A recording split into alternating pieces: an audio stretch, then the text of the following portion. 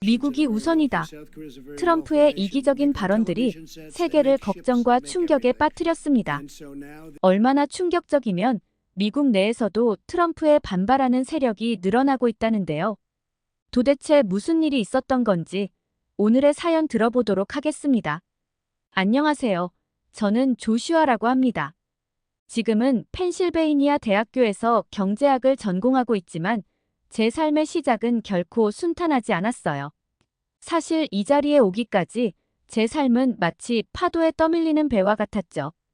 어머니가 돌아가시고 아버지는 늘 늦게까지 일하러 나가셨기 때문에 저는 집에서 혼자 시간을 보내는 날이 많았습니다. 다들 저에게 아버지가 열심히 일하니까 괜찮겠지라고 생각했지만 그건 아니었어요. 때로는 배고파서 생라면을 먹으며 울었던 기억도 납니다. 너무 어려서 라면 끓이는 법을 몰랐거든요. 어린 제겐 주변의 작은 도움들이 큰 희망이었어요. 이웃집 아주머니가 혼자 있으면 안 되지 하며 먹을 것을 주시기도 했고 학교 선생님도 종종 저에게 점심을 더 챙겨주시곤 했습니다. 제 옷은 언제나 크고 낡았었지만 주민센터에서 물려주신 옷들은 사이즈도 잘 맞고 따뜻했어요. 어려운 상황에서도 저에게 주어진 그런 작고 따뜻한 도움들은 제게 큰 힘이 되어 주었습니다. 다른 이들의 배려 덕분에 저는 나쁜 길로 빠지지 않고 꿋꿋하게 자랄 수 있었어요. 그래서 저는 언제나 다른 이들이 주었던 사랑과 도움에 보답하고 싶다는 마음을 간직해왔습니다. 어려움 속에서 자란 저는 이 세상에서 가장 절실히 원하는 게 바로 자립할 수 있는 힘이라는 것을 깨달았습니다. 그리고 그 힘을 많은 사람들에게 전하고 싶었어요. 저 같은 어려움을 겪는 아이들이 스스로 서 있을 수 있도록 돕고 싶었어요. 아이들이 자립할 수 있는 세상을 꿈꾸기 시작했습니다.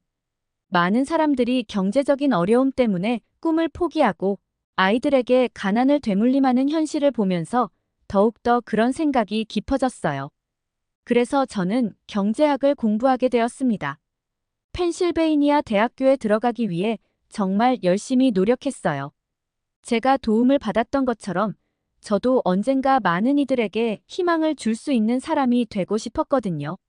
저를 도와주셨던 이웃과 선생님, 그리고 동네 주민센터에서 저에게 준 것처럼 저도 세상에 조금이나마 선한 영향을 끼칠 수 있는 사람이 되고 싶었습니다.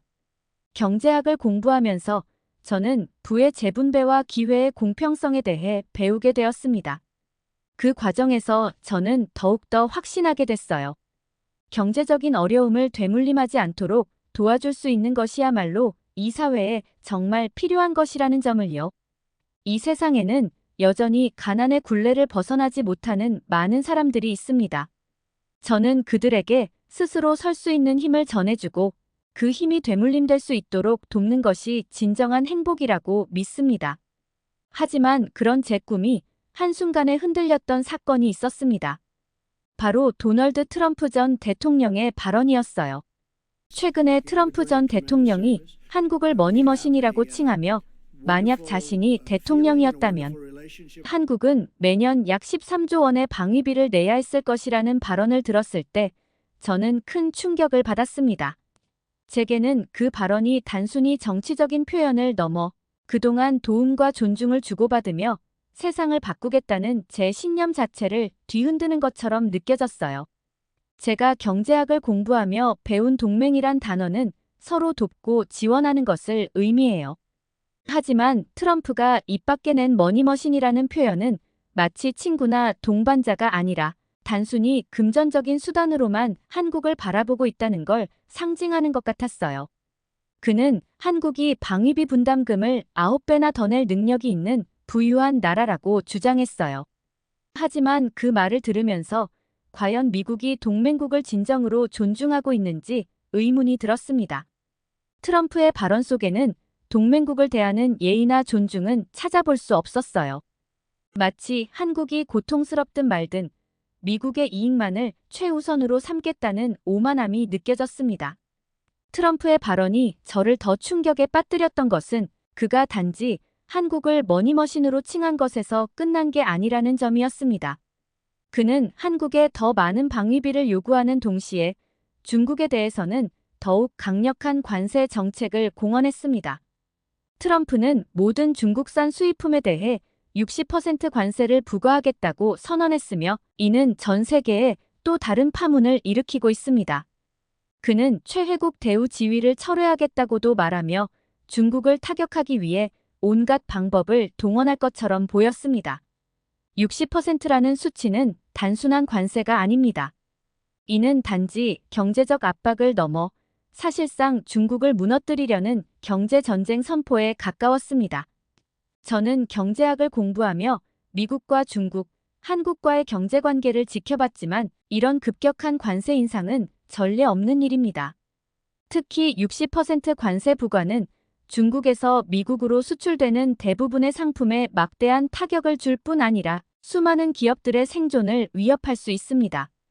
트럼프의 발언이 나간 직후 아시아의 여러 국가들에서 그가 공언한 관세 인상에 대비해 분주하게 움직이고 있다는 뉴스가 연이어 보도되었습니다. 영국 파이낸셜 타임스에 따르면 많은 기업들이 관세 부과 전에 제품을 선적하기 위해 운송료가 급등하는 상황에서도 가능한 빨리 미국으로 물품을 보내려 안간힘을 쓰고 있다고 합니다. 이들은 마치 폭풍 전야처럼 트럼프의 재임에 대비해 벌써부터 생존을 위한 준비를 하고 있는 셈이죠. 트럼프는 단순히 중국을 겨냥한 것이 아니라 일본, 한국, 심지어 동남아 국가들까지도 경제적 타깃으로 삼고 있습니다. 그는 모든 아시아 국가들을 압박하며 그들이 미국 경제에 이익을 주지 않는다면 언제든지 관세 폭탄을 터뜨릴 수 있다는 신호를 보냈어요. 그의 발언은 마치 미국의 이익을 가져다 주지 않으면 너희 모두를 상대로 전쟁을 벌이겠다고 협박하는 것처럼 들렸습니다. 트럼프는 심지어 일본의 자동차 제조업체들이 미국에 수출하는 상품에 100%가 넘는 관세를 부과하겠다고 경고했습니다. 혼다와 같은 일본 기업들 역시 타격을 피하기 위해 생산 공장을 이전해야 할 수도 있다는 이야기가 나올 정도로 트럼프의 발언은 전 세계 기업들에 큰 충격을 주고 있어요. 일본뿐 아니라 베트남과 같은 동남아 국가들도 관세의 표적이 될 수 있다는 분석이 나오고 있습니다. 이는 중국을 대체할 생산 기지로 떠오르던 동남아 국가들에게도 무거운 부담으로 작용할 것입니다. 저는 트럼프의 발언을 들으며 과연 미국이 이토록 탐욕적이고 무자비하게 세계 각국을 압박해야만 하는지 의문이 들었습니다. 자국의 이익을 추구하는 것이 나쁘다고 생각하지는 않아요.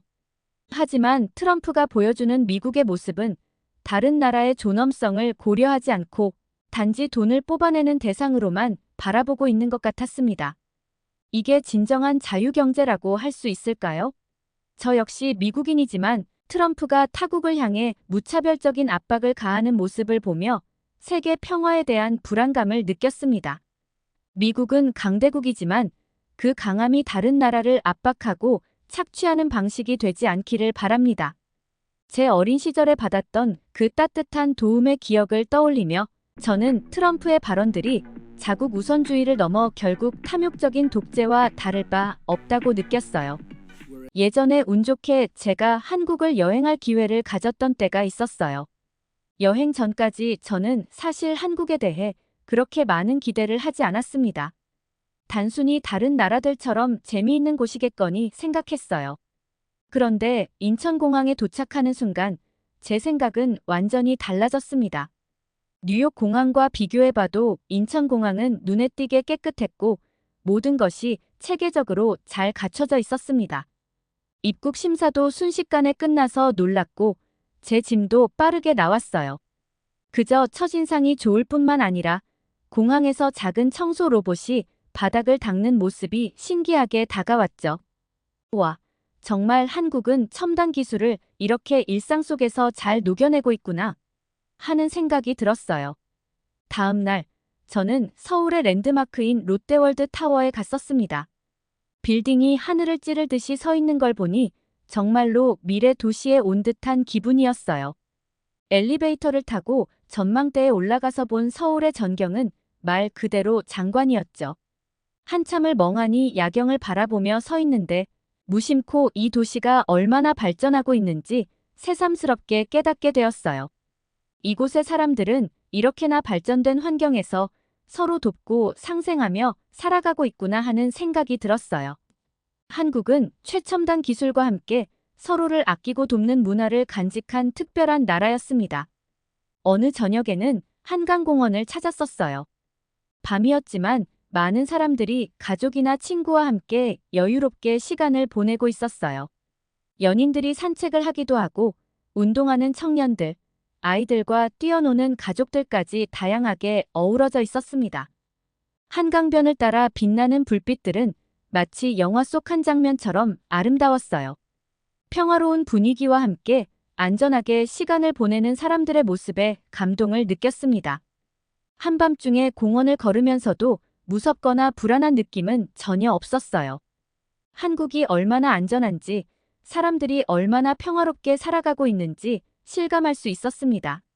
한국에서 가장 인상 깊었던 부분 중 하나는 대중교통 시스템이었어요. 지하철을 타고 서울 곳곳을 다닐 때 그 정확성과 깔끔함에 놀라지 않을 수 없었습니다. 모든 게 체계적이고 질서 정연했어요. 지하철이 도착하면 사람들이 자연스럽게 줄을 서서 승하차를 기다리고 주변이 얼마나 깔끔한지 쓰레기 하나 보이지 않을 정도였습니다. 거리를 걷다 보면 흡연 구역이 따로 마련되어 있고 사람들은 그것을 잘 지키고 있었어요. 이 작은 부분 하나하나까지 시민들이 서로 배려하는 모습이 인상적이었습니다. 이곳에서 살아가는 사람들 역시 질서 있고 책임감 있게 행동하며 사회의 한 구성원으로서 서로를 존중하고 있음을 느꼈죠. 또한 한국의 전통 음식을 맛보는 것도 빼놓을 수 없는 즐거움이었습니다. 광장시장에 갔을 때 거기서 파는 다양한 길거리 음식을 처음으로 접했어요. 특히 한국의 대표 음식인 김치찌개와 불고기를 맛보았는데 그 깊은 맛과 향에 깜짝 놀랐습니다. 한국의 김치는 폴란드의 자우어크라우트와 비슷한 발효 음식이라 어딘가 익숙하고 정겨운 느낌이 들었어요. 그 외에도 빈대떡, 마약김밥 같은 음식들도 먹어봤는데 각기 다른 맛과 향이 담겨 있어 정말 감탄했습니다. 단순히 음식을 먹는 것이 아니라 이곳의 문화와 정서가 함께 녹아든 느낌이랄까요. 한국 사람들은 항상 작은 부분까지 신경 쓰며 정성을 다하는 모습을 보여줬어요. 음식 하나하나에도 깊은 정성이 담겨 있었고 길거리에서 만난 사람들도 예의 바르고 친절했어요. 제게 길을 알려줄 때도 친절히 설명해주고 심지어 어떤 분은 제가 길을 잘 찾을 수 있도록 끝까지 데려다 주셨습니다. 작은 부분까지 배려하고 서로 돕는 모습에 정말 감동했어요. 한국 여행을 통해 한국 문화를 깊이 이해하게 되었습니다. 다른 사람을 돕고 배려하는 것이 한국 사회에 자연스럽게 자리 잡고 있다는 걸 느낄 수 있었고, 그래서 트럼프의 발언이 더 부당하게 느껴졌습니다. 한국은 단지 경제적 이익을 위한 수단으로 삼기에는 너무나 훌륭한 문화를 가진 나라라고 생각해요. 한국에서의 경험은 제게 깊은 인상을 남겼고 한국이 이렇게 큰 경제적 압박을 받는 것이 정말 아깝다는 생각이 들었습니다. 제가 한국에서 경험한 따뜻함과 정서가 트럼프의 발언으로 인해 억압받고 폄하되는 것이 너무나도 안타깝고 또 미국인으로서 그들께 미안한 마음까지 들었습니다. 한국에서의 경험은 저에게 큰 감동을 주었고 그 나라에 대한 깊은 존경심을 심어주었습니다. 한국 사람들의 배려와 친절, 그리고 첨단 시설과 깨끗한 도시 환경은 제가 미국에서 보아온 모습과는 다른 독특한 매력을 지니고 있었습니다. 그렇기에 트럼프가 한국을 단순히 머니머신이라 부르며 경제적 이익만을 쥐어짜려 하는 모습에 분노가 치밀어 올랐습니다. 한국은 그동안 미국의 방위비 요구에 성실히 응해왔습니다. 그들은 오랜 동맹과 신뢰관계를 유지해왔는데 트럼프는 마치 그런 한국을 마치 돈을 뽑아내기 위한 도구로만 여기는 듯 했습니다.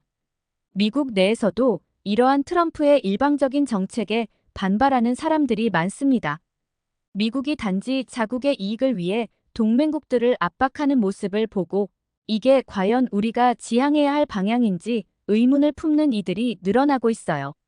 저 역시 그중 한 사람입니다. 저는 미국이 강대국으로서 약자를 돕고 서로 존중하는 나라가 되길 바랍니다. 한국 같은 나라가 불공정한 압박에 시달리는 모습을 보는 것은 저를 포함한 많은 이들에게 불편하고 미안한 일입니다. 어려운 환경에서 자란 저는 어릴 적부터 늘 서로 돕고 나누며 살아가는 세상을 꿈꾸어 왔습니다. 제게 도움을 주신 분들 덕분에 오늘날 이렇게 공부하며 꿈을 키울 수 있었듯이 국가 간에도 서로 돕고 협력하는 관계가 이 세상에 더 큰 평화를 가져올 것이라고 믿습니다. 미국이 그저 자신의 이익만을 위해 움직이는 나라가 아니라 전 세계와 협력하며 신뢰받는 나라가 되기를 진심으로 바랍니다. 특히 한국과 같은 나라는 그런 신뢰와 존중을 받을 자격이 충분하다고 생각해요. 한국은 미국과 오랜 동맹 관계를 유지하며 많은 기여를 해왔고 경제적으로도 꾸준히 성장하면서도 자국의 문화를 지키고 발전시켜온 나라입니다. 그들은 스스로 발전해온 자랑스러운 역사를 가지고 있고 미국과 협력하는 데에도 성실하게 임해왔어요. 미국이 이처럼 성실하고 자립적인 나라를 단지 금전적인 도구로만 대하는 것은 결코 정당화될 수 없다고 생각합니다. 많은 미국인들이 저와 같은 마음을 가지고 있어요. 자국 우선주의가 아닌 전 세계와의 협력과 평화를 지향하는 사람들이 우리 주변에는 생각보다 많습니다. 트럼프의 일방적인 정책에 반대하며 동맹국과 함께 평화롭고 공정한 관계를 맺어가길 바라는 사람들이 많다는 사실을 잊지 말았으면 합니다. 저는 진심으로 미국이 한국을 포함한 모든 나라와 평화롭게 협력하며 공존하는 미래를 꿈꿉니다. 더불어 세계가 함께 성장해가는 그 길을 만들어가길 바랍니다. 한국이 억압받지 않고 평화롭길 바라요. 오늘 제 이야기 들어주셔서 감사합니다.